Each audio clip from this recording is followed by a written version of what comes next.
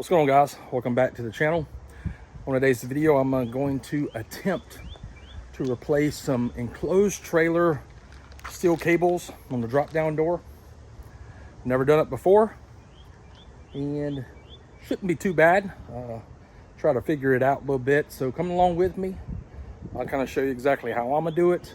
One of the cables stretched out and it popped, and I ordered 2 new cables for it. Come along with me. I'm sure if you've done it before, you can see exactly all my flaws. And if you haven't, maybe we can learn something together. Let's get started. So I pulled the trailer out. I had the trailer backed up a little bit further here. I pulled it out so the door would go all the way down and not hit those roots over there. So that's the first thing. You can see this cable still there. That cable over here, it didn't pop. It's still there. It's still good there. But it looks to be stretched in a couple of spots. Okay, so we're just going to go ahead and replace it. The garage door spring is inside of this right here, little cover here, which is like a decorative cover. You got a roller there, you have a roller over here, and I took this cover down when I was putting these lights on here, and it's like a regular garage door spring there, like a tension spring. So we need to go ahead and pull this cover down. You've got 5 square head bolts there that we're going to remove. All right, so exactly like I was thinking, looks like a garage door torsion spring style spring. Looks almost a little bit smaller than the garage door one. And this right here, drum or roller or whatever you want to call this, looks to have like a torsion screw there that just holds it in place. And this one looks the exact same.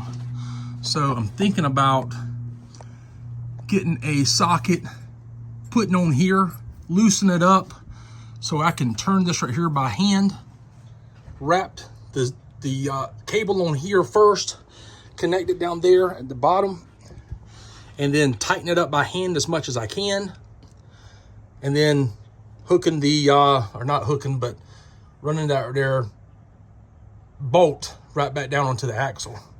And I think that's what I'm gonna do. All right, I went ahead and got the pulley off. It's exactly what it looks like here. There was 2 bolts, not just one.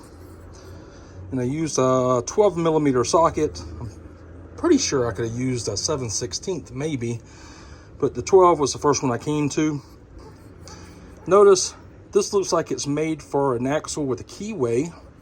However, there is no keyway at all on this axle whatsoever. So it's weird. So I guess that's why they've used 2 bolts instead of 1 with the keyway there. But that's what that looks like.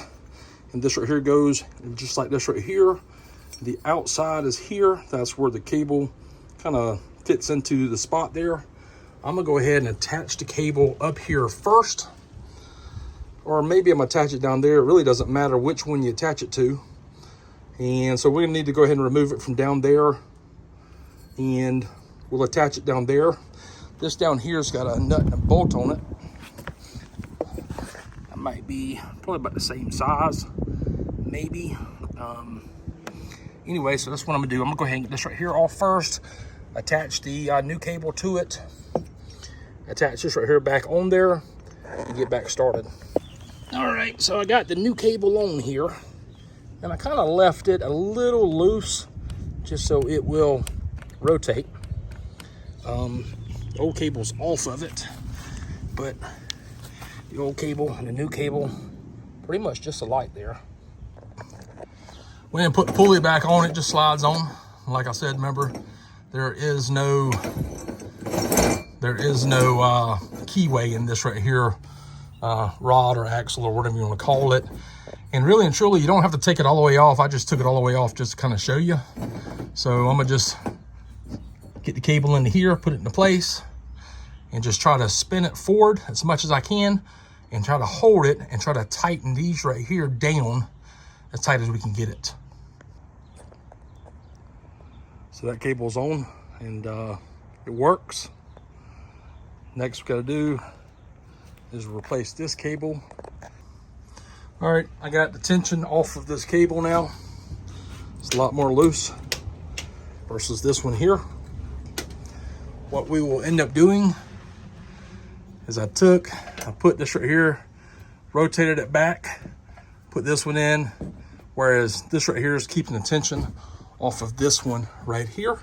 We need to do the same thing to replace this, loosen it from down there, replace the cable here, tighten it back down there, and then we'll see where we at. All right, this one is, it's a lot tighter. That's about the same. That was kind of easy, I'm not gonna lie. I didn't have to do anything, but just that same process that I just did. I got to go pick my daughter up from middle school here in a minute. I'm gonna take the big cart to do so, since it's now fixed. Let's see if this right here feels any better.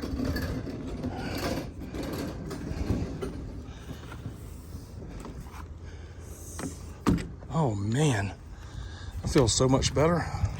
Can't see nothing, I'm sorry. Let's do it again.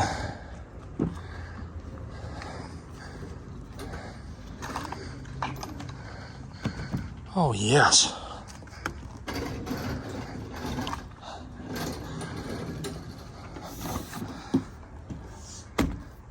Well, that feels so much better.